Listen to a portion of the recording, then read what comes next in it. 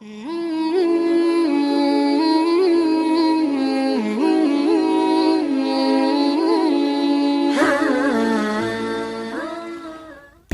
singkat Kiai Haji Ja'far Sabran. Kiai Haji Ja'far Sabran dilahirkan di Paliwara, Amuntai, Kabupaten Hulu Sungai Utara pada tahun 1324 Hijriah atau 1920 Masehi. Ayahnya bernama Haji Sabran bin Haji Sanu dan ibunya bernama Hajah Rahma binti Haji Sa'dullah. Ia merupakan anak kedua dari 8 bersaudara. Saudaranya yang lain adalah yaitu Haji Anwar Sabran, Haji Ali Sabran, Hajah Aliyah Sabran, Abu Bakar Sabran, Umar Sabran, Hajah Sarah Sabran, dan Haji Muhdor Sabran. Riwayat pendidikannya dimulai dari tahun 1927 Masehi. Pada usia 7 tahun, ia sempat mengecap pendidikan formal selama setahun di Fairfax School atau sekolah desa. Di sekolah ini ia dibimbing oleh gurunya yang bernama Muhammad Nasir. Kemudian pada tahun 1931 sampai 1939 Masehi, ia meneruskan studinya di Arabische School, sekolah Arab yang didirikan oleh Tuan Guru Muallim Abdul Rashid yang wafat pada 1934. Arabische School kemudian berubah nama menjadi Madrasatur Rashidah. Pimpinannya juga berganti, yakni Tuan Guru Abdul Rashid, dan pindah ke Kandangan dan akhirnya digantikan oleh Haji Juhri Sulaiman. Pada masa kepemimpinan Haji Juhri Sulaiman inilah Kiai Haji Ja'far Sabran menempuh pendidikan di madrasah ini hingga selesai di tahun 1939 Masehi. Para tenaga pengajar Madrasatul Rasyidiyah pada saat Kiai Haji Ja'far Sabran belajar di sini adalah Haji Juhri Sulaiman sebagai kepala sekolah, Ahmad Mansur,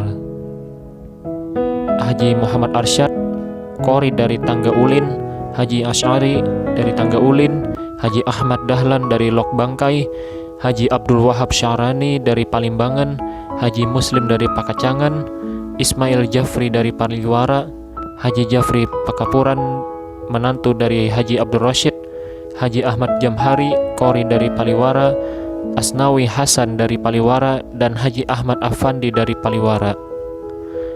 Inilah guru-guru dari Kiai Haji Ja'far Sabran di Madrasatul Rasyidiyah. Walaupun barangkali tidak semua guru-guru tersebut mengajar Kiai Haji Ja'far Sabran secara langsung di kelas. Selain menempuh pendidikan formal di Madrasatul Rasyidiyah dan Pondok Pesantren Modern Gontor Ponorogo, Kiai Haji Ja'far Sabran juga belajar secara non-formal dengan sejumlah ulama yang banyak tersebar di Amuntai. Beberapa ulama yang pengajiannya pernah diikuti oleh Kiai Haji Ja'far Sabran di luar dari jadwal pendidikan formalnya dari tahun 1931 sampai 1939 Masehi, diantaranya adalah yang pertama, Tuan Guru Muhammad Khalid Tangga Ulin yang wafat pada 1963 di Amuntai. Di sini ia mengikuti pengajian ilmu tasawuf Tuan Guru Khalid Tangga Ulin menurut informasi sang anak, yaitu Haji Hamdan Khalid mengajar tasawuf menggunakan kitab Ihya Ulum Al-Din atau Ihya Ulumuddin, Minhaj Al-Abidin, Al-Munqidh min Al-Dalal. Haji Khalid juga mengajar kitab Al-Hikam, tetapi hanya pada orang-orang tertentu saja. Pada saat itu, Kiai Haji Ja'far Sabran masih muda, sekitar umur belasan tahun, sehingga kemungkinan ia belajar tasawuf dengan Tuan Guru Khalid Tangga Ulin tidak sempat mempelajari kitab Al-Hikam, tetapi hanya mempelajari kitab-kitab karangan Imam Al-Ghazali. Yang kedua, Tuan Guru Haji Abdul Rashid di Pakapuran, Amuntai, yaitu dengan pengajian belajar bahasa Arab dan ilmu-ilmu keislaman lainnya. Ketiga, Tuan Guru Muallim Haji Juhri Sulaiman yang wafat pada 1970, Tangga Ulin Amuntai. Dengan pelajaran bahasa Arab dan ilmu-ilmu keislaman, Ulama ini pernah belajar di Mesir selama kurang lebih 7,5 tahun dan kemudian dipercaya dan diminta oleh Abdul Rashid yang dikatakan sebagai pendiri awal untuk menggantikannya di Arabisya School. Keempat, Tuan Guru Muallim Haji Arsyad di Tangga Ulin. Dengan pengajian pelajaran ilmu fikih atau ilmu hukum Islam, ulama ini merupakan salah satu guru yang mengajar di Arabisya School periode Tuan Guru Abdul Rashid. Selain guru agama, ia juga dikenal sebagai qori dan khotib di Masjid Jami Amuntai. Ia juga mempelopori pengajian secara berkelompok. Yang kelima, ada Tuan Guru Muallim Haji Asy'ari Sulaiman di Tangga Ulin Amuntai. Dengan pengajian pelajaran ilmu tauhid, ia adalah menantu dari Tuan Guru Muhammad Khalid Tangga Ulin dan juga saudara kandung dari Haji Juhri Sulaiman. Ia merupakan guru yang rajin, disiplin, dan berpikiran maju.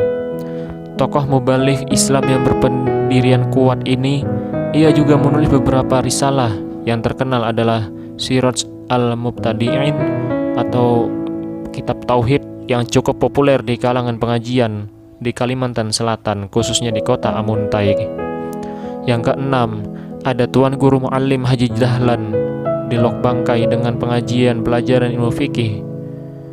Yang ketujuh, Tuan Guru Muallim Haji Rawi di Panangkalan Amuntai dengan pengajian dan pelajaran ilmu-ilmu keislaman lainnya. Secara garis besar, ternyata Kiai Haji Ja'far Sabran dalam mengikuti pengajian itu, ia mempelajari ilmu-ilmu alat dan ilmu-ilmu keislaman lainnya juga. Dimaksudkan pengajian pelajaran bahasa Arab di sini adalah pembelajaran ilmu-ilmu alat seperti nahwu, qawaid, saraf, balaghah, ar-rud, qawafi, serta belajar tulisan kaligrafi. Sedangkan ilmu-ilmu keislaman secara umum diantaranya adalah akidah akhlak, sejarah Rasul, dan lain-lainnya. Pada kajian keislaman biasanya Tuan Guru mengajarkan tentang riwayat-riwayat dan juga nasihat-nasihat. Kitab yang digunakan dalam hal ini adalah Durratun Nasihin, Tanbih Al-Ghafilin, dan Fadailul Amal. Pada pembelajaran fikih yang dipelajari adalah kitab Mazahibul Arba'ah dan Fathah Al-Mu'in. Pada kajian hadis, kitab yang dipelajari adalah kitab Bulughul Al-Maram, Riyadus Shalihin, Sahih Bukhari dan Sahih Muslim, tafsir Al-Quran, dan juga dipelajari pada pengajian tertentu. Namun di Madrasatul Rasyidiyah, Kiai Haji Ja'far Sabran semasa muda juga mengikuti jenjang pendidikan 3 tahun pada tingkat ibtidaiyah, 3 tahun pada tingkat sanawiyah, dan 2 tahun pada tingkat aliyah. Ia berhasil menyelesaikan pendidikannya di madrasah ini pada tahun 1939. Minatnya untuk terus belajar tidak berhenti. Ia kemudian berkeinginan melanjutkan pendidikannya ke pondok pesantren modern Gontor bersama teman-temannya. Keinginan untuk melanjutkan studi ke pondok pesantren Gontor akhir dapat diwujudkan. Ja'far Sabran bersama dengan beberapa orang sahabatnya, alumni Madrasatul Rasyidiyah, yaitu Abdul Muthalib Muhyiddin, Ja'fri, Nafi Hasan Basri, Muhammad Noeh, Masdan, dan Idham Khalid yang termuda, akhirnya dapat berangkat ke Jawa Timur. Setelah menamatkan pendidikannya di KMI Bovenbouw pada tahun 1942, Ja'far Sabran kembali ke kampung halamannya Amuntai bersama teman-temannya yang lain.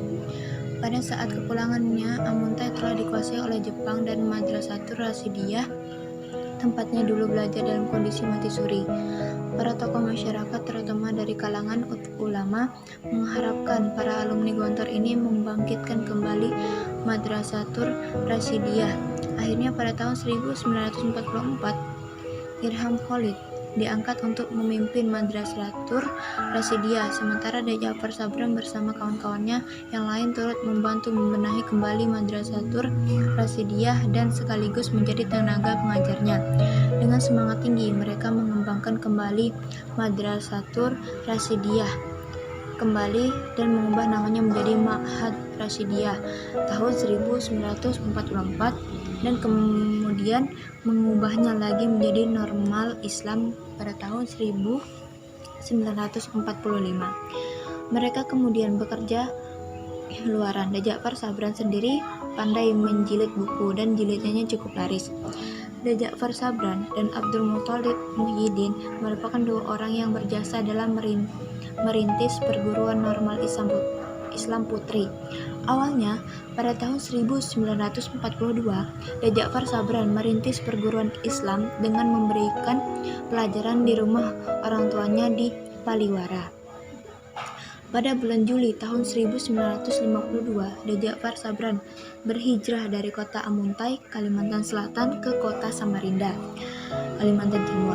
Selama berada di kota Samarinda, ia dipercayai menduduki beberapa jabatan penting, di antaranya menjadi Kepala Sekolah Normal Islam Samarinda tahun 1953 sampai 1961. Ia juga mendirikan madrasah tasawuf diniyah untuk mendidik guru-guru agama berjumlah 30 orang dan juga mendirikan sekolah dasar Islam Darul Falah tahun 1968. Pada tahun 1961 ia menjadi pegawai di kantor Jawatan Pendidikan Agama Kotiamadya Samarinda. Beberapa tahun kemudian ia diberi kepercayaan menjabat Kepala Inspeksi Pendidikan Agama pada tahun 1968 sampai 1971. Ia juga pernah menjadi Ketua Nahdlatul Ulama Provinsi pada tahun 1967 sampai 1972. Selain itu, ia juga sempat menjadi dosen luar biasa pada Fakultas Tarbiyah IAIN Samarinda pada tahun 1966 sampai 1970. Terakhir, ia terpilih menjadi anggota DPRD TK1 Kalimantan Timur selama 2 periode, yaitu pada tahun 1971 dan 1982. Meski menjadi pejabat dan anggota DPRD, sebagai ulama ia tidak berhenti mengajar umat. Dari tahun 1961 hingga 1990, ia aktif melaksanakan beberapa pengajian baik di rumah Haji Abdul Ghani di Karangmemus, di Langgar At-Taqwa maupun di tempat lainnya. Di samping aktif memberikan pengajian dan mengelola lembaga pendidikan, ia juga produktif menulis meski banyak waktunya ia habiskan untuk berdakwah ke berbagai tempat, namun ia masih sempat menulis beberapa buku, di antaranya adalah terjemah Maulid Diba, 99 Permata Hadis, Syair Isra Mi'raj, Syair Nabi Yusuf dan Zulaikha, Tahlil dan Taklekin, Ikhtisar, Sifat 20, Ayat Kursi, Risalah Doa 1, Terjemah Qasidah Burdah, Miftah Ma'rifah, Nurul Ma'rifah, Kunci Ma'rifah, Risalah Tauhid, Risalah Doa 2, Sholawat Kamilah, Risalah Fardu Kifayah, Khutbah Jumat dan Hari Raya, Fadilah Surah Yasin dan Doa Arash, Sembahyang Tarawih dan Fadilahnya, dan Ma'rifatullah. Buku Risalah Doa dan buku-buku karya yang lain sudah banyak tersebar di berbagai daerah Kalimantan, bahkan di beberapa kota di Pulau Jawa dan Sumatera, serta kota-kota lainnya di Indonesia.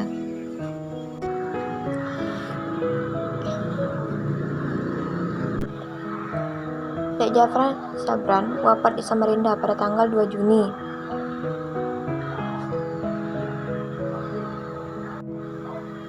Ja'far Sabran wafat di Samarinda pada tanggal 2 Juni 1990 dalam usia kurang lebih 70 tahun. Ia dimakamkan di samping Masjid Raya Darussalam di tengah kota Samarinda.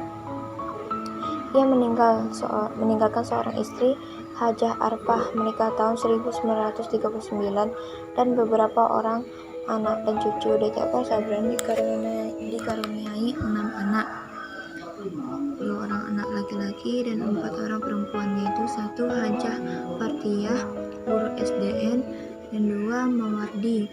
Yang ketiga Dr. Andes Haji Farid Wajidi, MPD, pernah menjadi Kepala Kanwil Depak Provinsi Kalimantan Timur. Yang keempat Dr. Randa Hajah Siti Fardiyah Guruman Samarinda. Yang kelima, Dr. Randa Hajah Siti Aminah MAG, Guruman Samarinda. Dan yang keenam, Hajah Siti Fatimah. Di antara anak-anaknya, ia tampaknya yang paling menonjol dan dapat meneruskan figurnya adalah Dr. Andes Farid Wajidi, MPD.